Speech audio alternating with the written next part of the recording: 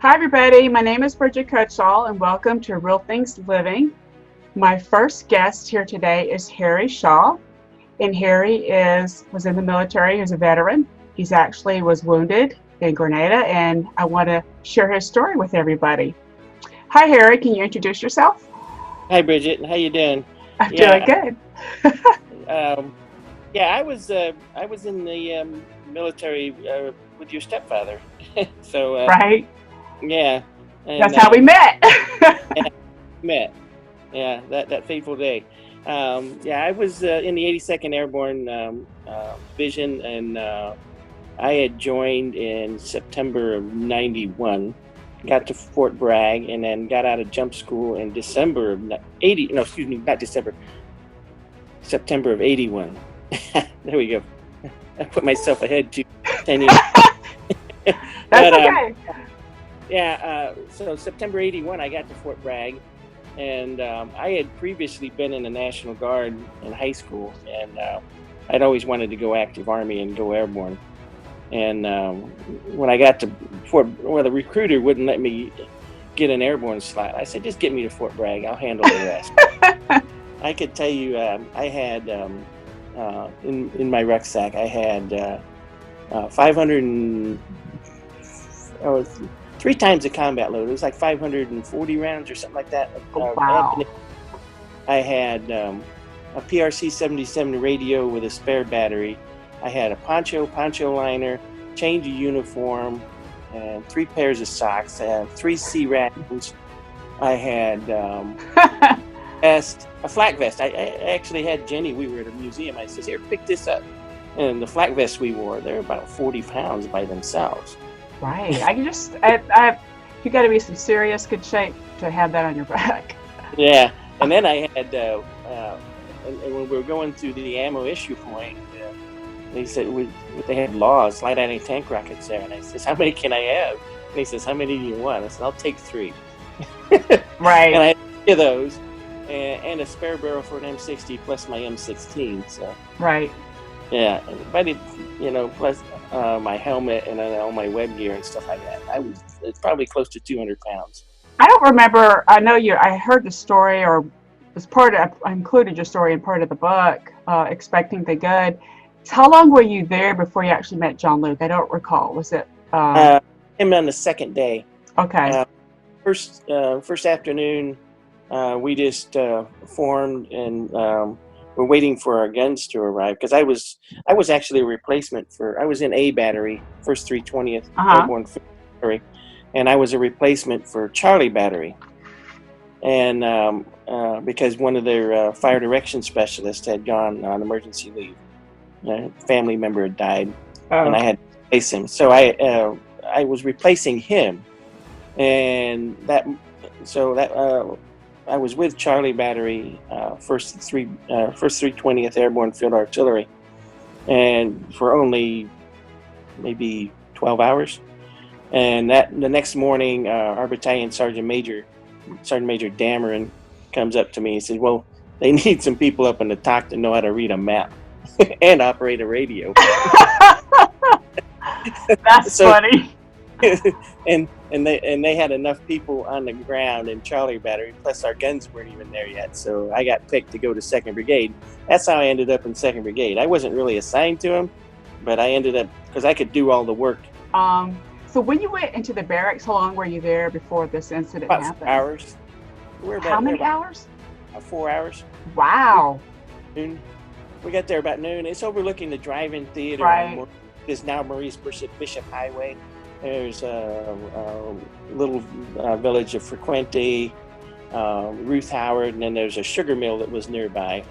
It's a lot more built up now. When you go there, the drive-in theater isn't there, but the land with the drive-in theater is still empty. So you get an idea where everything was. And um, uh, Jenny, my wife, and Dr. Robert Jordan, who was an eyewitness to the invasion. He was an anatomy professor at St. George's University Medical School on the island, and he, you know, has some pretty fascinating firsthand accounts himself of watching what was going on just as a witness.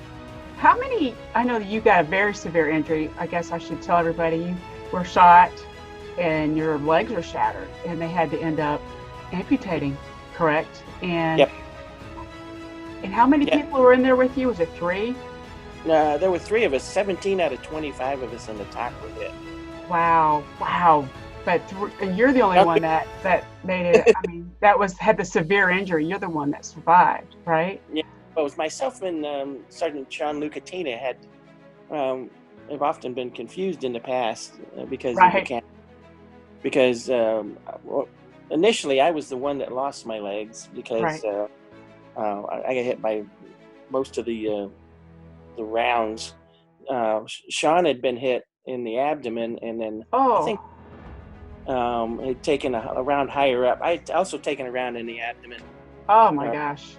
Yeah, I lost half my small intestine, and then but Sean had taken it through his flak vest. It was kind of where I was. Everywhere I had my flak vest on, I was protected, but I had a round come in underneath it. Right, on the side or something? Right. Yeah, left side, right above my hip. Oh my gosh. Yeah, that was the one. Well, I think it's not funny, but when you originally told the story, how they got you out of there, they put you on a door and they dropped you or something. Times. Multiple times. I mean, it's not funny, but at least you saw a little bit of humor in that. If you can look back on it and smile, it's not a bad thing. But right, but you got out of there on a door, right? But use it as we had no stretchers, we had no medics. Right, they had to make do with what was in front of them, and we had tourniquets were shoelaces from 2 boxing gloves with Tim Andrews. Okay, well, and which hospital did they take you to? I didn't understand which. To Roosevelt Roads for one night, and then they put me on a DC-9 with a bunch of other patients that were casualties that were coming out of Grenada. Right. And we flew to Lackland Air Force Base in Fort Sam Houston. Oh, okay. And that's where I was. I was in ICU at Fort Sam Houston for another 2 weeks. They expected me to die at any moment. I didn't live up to expectations. That's good. You have some perseverance. I think that's good. And I think it shows, based on what you've gone through, you're not letting that stop you from living life, right? Yeah. It's fantastic. I didn't really have I grew up mostly in Southwest Missouri, is where I spent 14 years of my life. And, okay. And then, and that's where I went and graduated high school. But when I settled in Texas, it was like, my doctors are here. I'd met a girl, and then we got married in 1984. Didn't work out, and we got divorced in 93. Right. I wanted kids, she didn't, and then so that's how but you still are doing good, and now you have some property, and we were talking earlier about your animals you have, and you have goats. I'm jealous, by the way. I want goats because I have Pyrenees. I have 2 Great Pyrenees. So that's awesome. Don't tell my husband. For minutes, but to jump back to John Luke, didn't he help when you went to go like an anniversary jump or something like that? I thought that was kind of cool. Without legs, you had someone help you, and you jumped out of an airplane. Yeah. John Luke was there. He was there for the jump. I had jumped with Jay Stoke. Jay Stoke, the world record holder for a number of jumps in 24 hours. That is so awesome. Yeah. He. When I tell people how many jumps can you do in 24 hours, they usually say 30. I says no. Jay did 640. Oh my God! How is that even possible? 3 airplanes, 50 right. riggers, 25 shoots, and oh my gosh! I'm just thinking of that. I'm tired thinking about that. 8.8 seconds on the ground. He was. Oh my God! So how far is the jump when he's doing all these jumps? How far is he jumping out of an airplane? The minimum, Jay said, was 2,900 feet free falls. Okay. He jumps to shoot, comes down, and then gets back on the plane and rides it again. That is just amazing. I mean, to me, your story is very inspiring because of what you went through, and I didn't know about your original marriage, I think, but you still persevered and getting Oh through yeah. life, and having baby goats. Or I need to put up my speech that I did in Grenada, and You should do that, and I think you're a great writer. I've read. That's how Harry and I first connected, was when my stepfather died unexpectedly. Harry posted something on his blog, and it just was just so beautiful. And I actually took it, I printed it, and I framed it for everybody for my whole. I think I sent you a copy too. yes, I have But a cat. right, I just thought it was so beautiful. You have really great way with words, and I think more people should do. And you're really into history. You understand it. A lot of people don't. Yeah, I think it is. it's important. Yeah, that's one of the things that one of my refuges is that it's always books and learning. Yes, I think And I agree with you on that. Reading is so important, and learning, and just understanding history and how you can change your perspective on life, right? Just to understand that.